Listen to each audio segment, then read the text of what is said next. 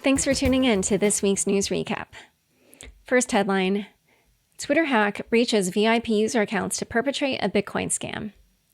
A coordinated attack hacked numerous high-profile Twitter accounts, such as those of Elon Musk, Bill Gates, Kanye West, Jeff Bezos, Joe Biden, and Barack Obama to run a Bitcoin scam.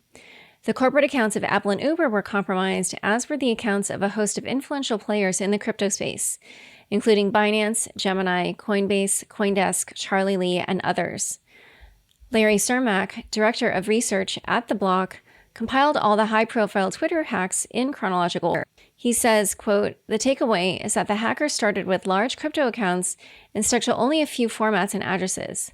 The hacker then moved to non-crypto celebrities 2 hours after the first hack. It's totally unacceptable that it took Twitter to act as long as it did. At 4:17 p.m. Eastern Time, it was absolutely clear to anyone that was paying attention that Twitter was compromised. It took Twitter 2 hours at 6:05 p.m. Eastern Time to start acting." Initially, these hacked accounts promoted a Bitcoin giveaway scam associated with an organization dubbed Crypto for Health. Later, the hackers posted tweets with a Bitcoin address along with messages such as, "I am giving back to the community. All Bitcoins sent to the address below will be sent back doubled. If you send $1,000, I will send back $2,000. Only doing this for 30 minutes. Enjoy."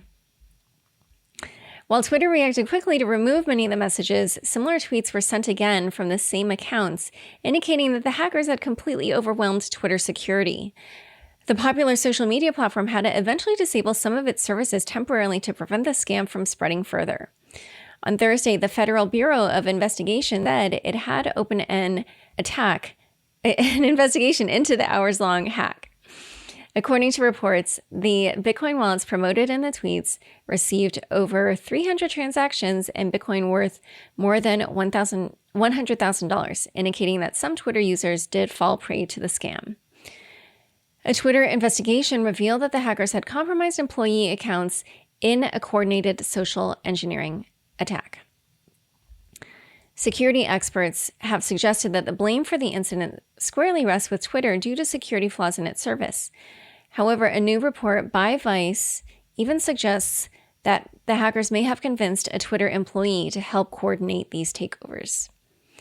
Following the hacks, the social media platform is now restricting posts containing crypto addresses. It has disabled the ability to share strings of numbers and letters on its site typically used in crypto addresses.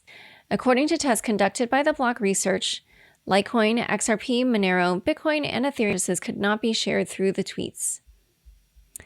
Next headline.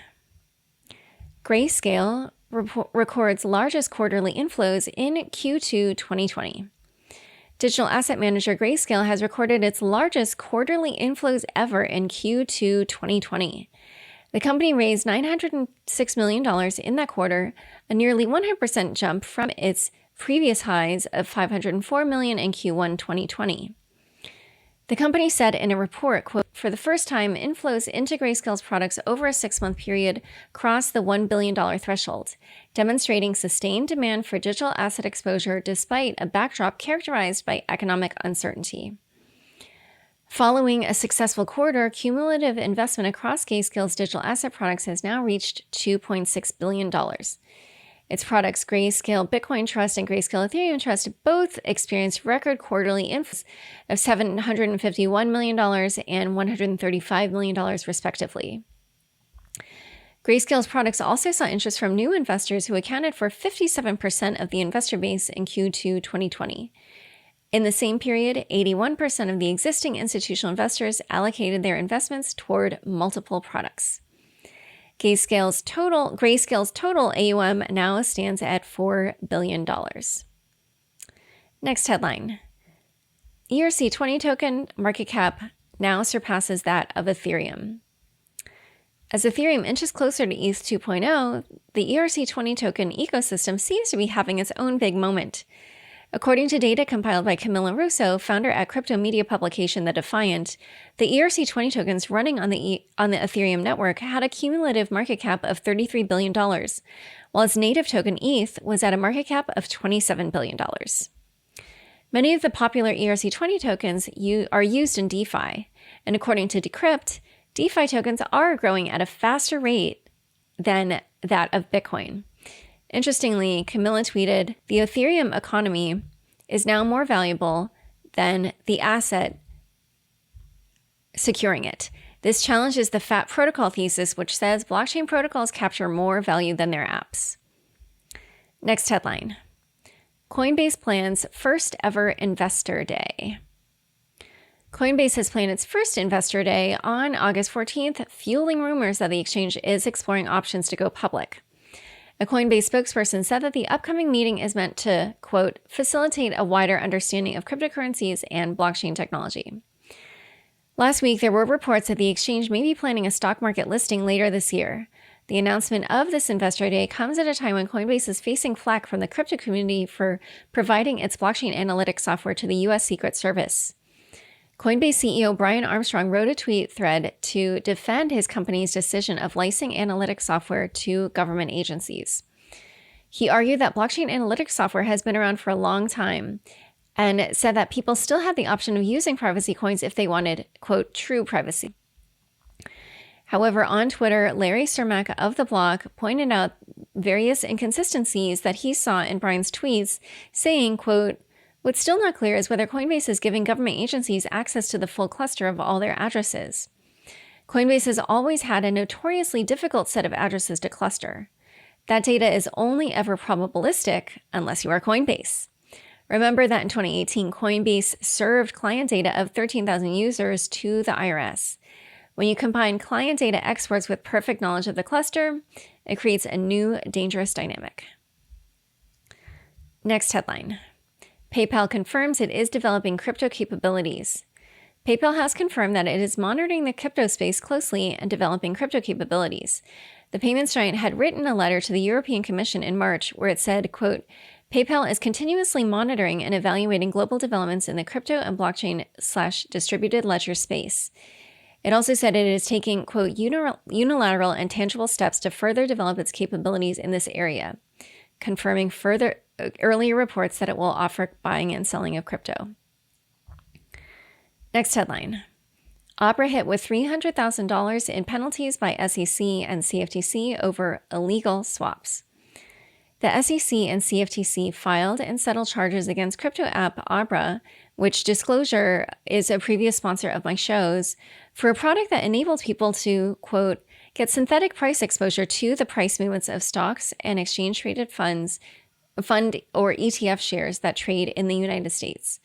The SEC charged Abra and its Philippine-based partner company Plutus Technologies for, quote, offering and selling security-based swaps to retail investors without registration and for failing to transact those swaps on a registered national exchange. On the other hand, the CFTC charged both firms for entering into, quote, illegal off-exchange swaps in digital assets and foreign currency with customers and registration violations. Even though the Abra products were technically not securities, the SEC said that these swaps were nonetheless subject to U.S. securities law. Will this open a can of worms for other DeFi products? Blockchain consultant Maya Zahavi certainly thinks so. She tweeted, quote, "Methinks the SEC and CFTC are starting to signal they don't like DeFi. The legal construct Abra used in these swaps contracts is essentially the same as those underlying most DeFi products.